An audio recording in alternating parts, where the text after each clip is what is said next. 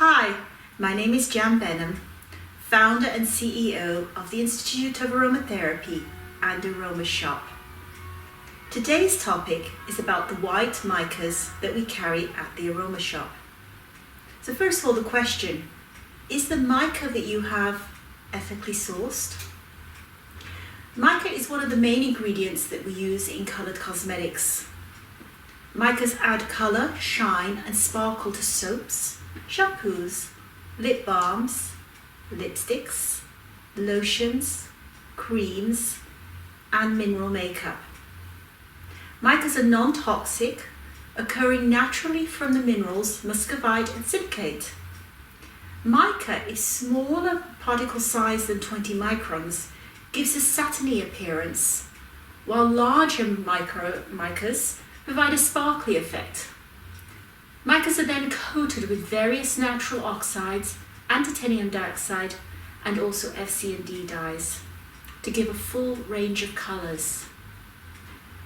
Now I want to make a note here for you that 60% of the world's mica is sourced in India, and a huge part of this is considered to be mined in socially and economically challenged regions with a high incidence of child labour, corruption in the supply chain and poor working conditions.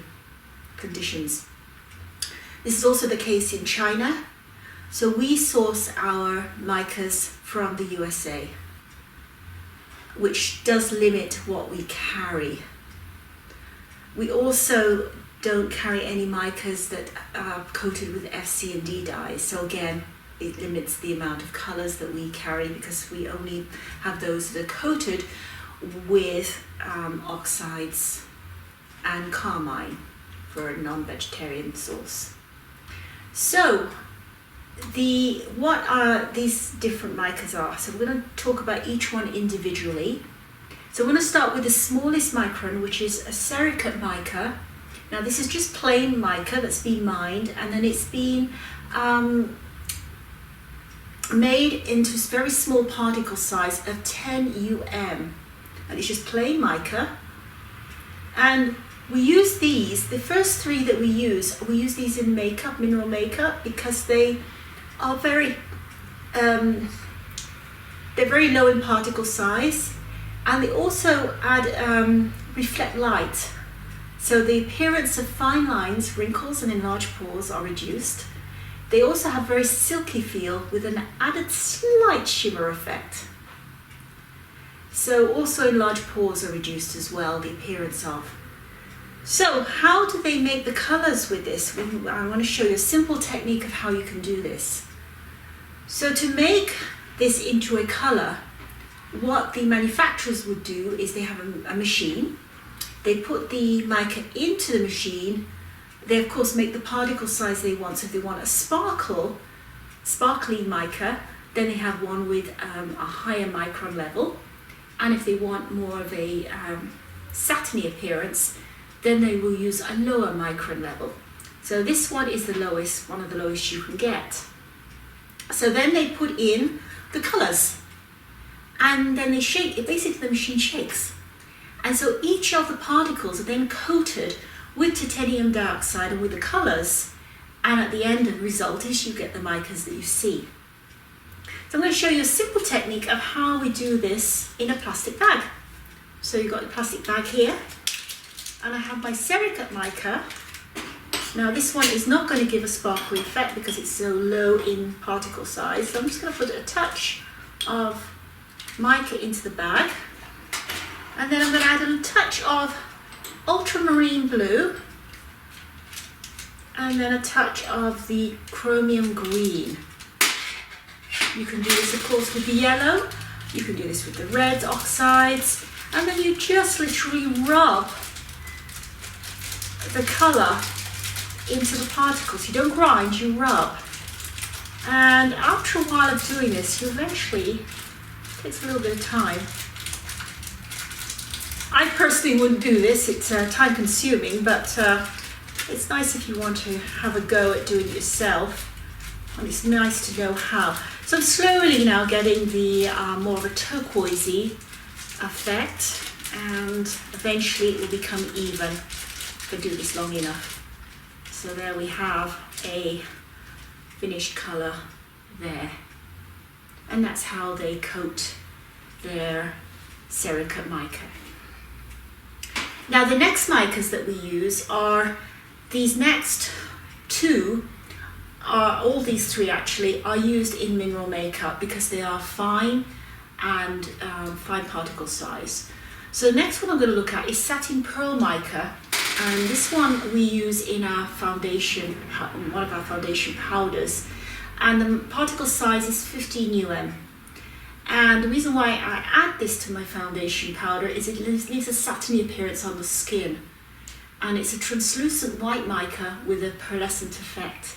I love it in my foundation. It's really a nice touch that it adds. So that's one. You could also add it to eyeshadows as well, and also to blushes in your base powder. And then we have Ultra Silk mica. Now this is a little larger in particle size, and it adds a translucency to mineral makeup, but it also luster. It reflects the light very well, reducing the appearance of pores and expression lines, giving it a more youthful appearance. And its luster imparts a glow to the skin, giving that dewy look to your mineral makeup. So it makes a good translucent powder with a low coverage, low absorbency, but a reasonably good adhesion. This is lovely in all the blush and eyeshadow formulas, and it can also be used as a standalone eyeshadow highlight colour too. You could also mix the two Cerakote mica and Ultra Silk mica together to produce a finishing powder that imparts a slightly dewy effect to your finished makeup.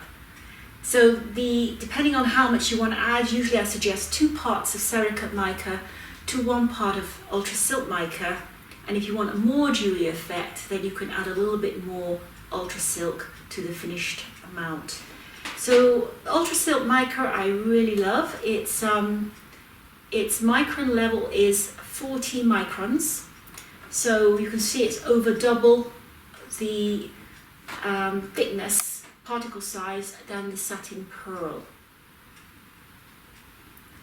Now the next few we're coming up are more your colours that you add. So it's more like you make your bases with a bunch of powders. So you make an eyeshadow base, you make with white powders of varying sources like zinc oxide and magnesium stearate, and these are added to that. But for your makeup, we go into slightly larger micron size, and the next one we're looking at is pearl white mica. Now these are coated, all of these apart from the Cerakote are all coated with titanium dioxide. So they do have a little bit more shine in them than say the Cerakote mica. So the pearl white is 60 and I tend to use this more in eyeshadow blends and also in lipstick. So it's not, if your particle size gets too large, then it doesn't stay on the skin so well, and it's too sparkly. But adding this to if you're making an eyeshadow and you can make a pearl white eyeshadow, for example, then you would use your eyeshadow base, which would have, say, some Cerakote in, but then your colour, instead of using, say, a gold colour, if you want to make a white colour, then the pearl white mica will create that colour. And I do like that eyeshadow for just hinting at little sparkly effects, like I added sometimes a little bit just on the inside of my eye and things like that. The next one is slightly more sparkly, and that is Ultra Shimmer mica, and it adds an intense shine to your makeup. Again, the particle size is still not really that large in comparison to the average mica. It goes to 150 and again, it's small enough that it can be used on in lipsticks and in eyeshadows, but it does have a shimmer effect. And then we get into the ones that you see more for sale in colours, of course. We've got Ice Crystal, and this goes to 180. So again, it's still not too bad, but it does have it's got a nice sparkle to it. And so 180.